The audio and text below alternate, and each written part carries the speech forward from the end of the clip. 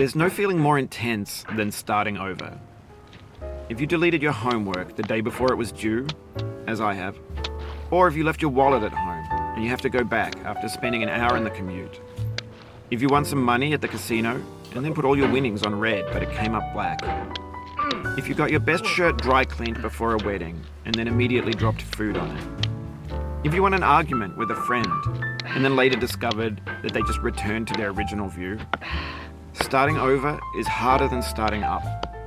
If you're not ready for that, like if you've already had a bad day, then what you're about to go through might be too much. Feel free to go away and come back. I'll be here. Alright, thanks for coming with me on this trip. I'll understand if you have to take a break at any point. Just find a safe place to stop and quit the game. Don't worry, I'll save your progress, always. Even your mistakes.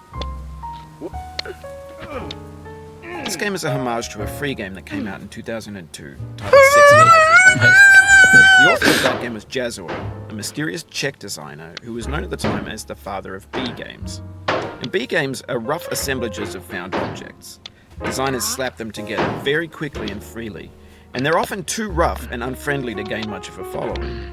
They're built more for the joy of building them than as polished products. In a certain way, Sexy Hiking is the perfect embodiment of a B game. It's built almost entirely out of found and recycled parts, and it's one of the most unusual and unfriendly games of its time. In it, your task is simply to drag yourself up a mountain with a hammer. And that act of climbing, in the digital world or in real life, has certain essential properties. This is guaranteed.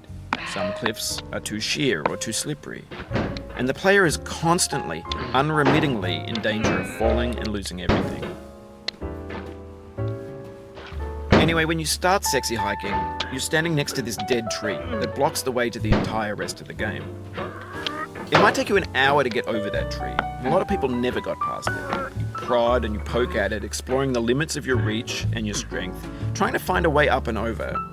And there's a sense of truth in that lack of compromise. Most obstacles in video game worlds are fake. You can be completely confident in your ability to get through them once you have the correct equipment or just by spending enough time. In that sense, every pixelated obstacle in Sexy Hiking is real.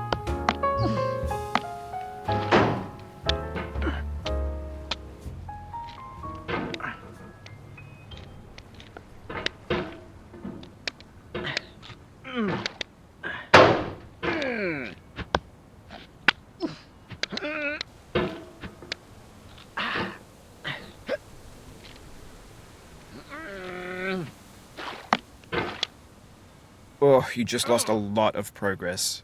That's a deep frustration, a real punch in the gut.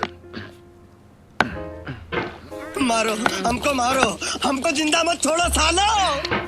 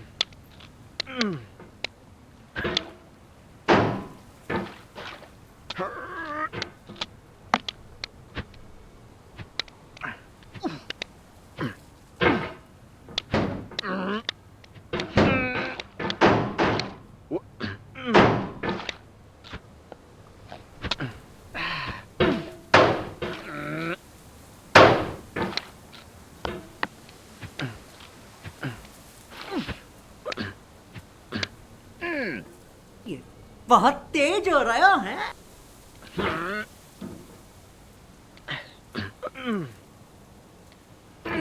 बहुत तेज हो रहा है।